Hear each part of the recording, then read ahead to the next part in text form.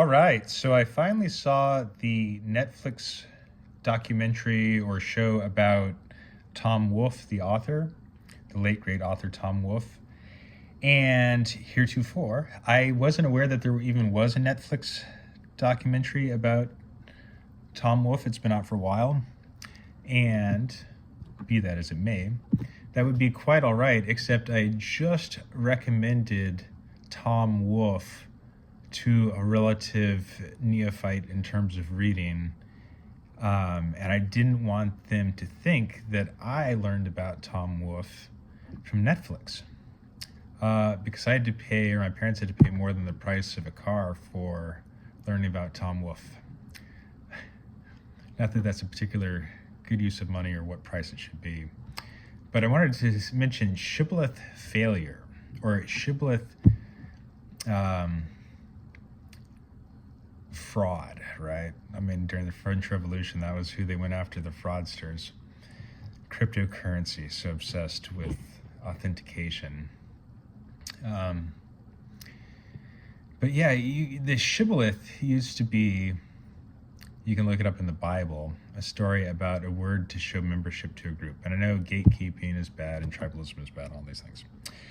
But nevertheless, a Shibboleth used to be not unlike, if you look at like our immune system, the way a cell will have a flag. You know, you'll have a flag off the protein, off the cell that identifies what it is. But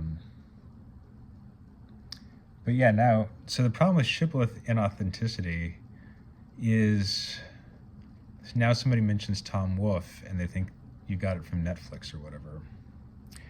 Or, you mentioned the Hegelian dialectic, and now people say, oh, you must have heard that from Alex Jones, It's very problematic. But anyways, one of the books that they completely shit on in the documentary is actually,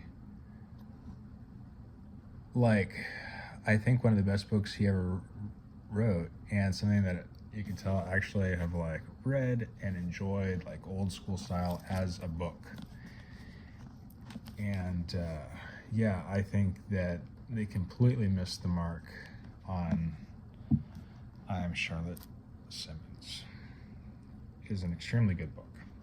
And then they didn't even mention Back to Blood, which, along with Welbeck's Submissions, I mean, has any book been more prescient?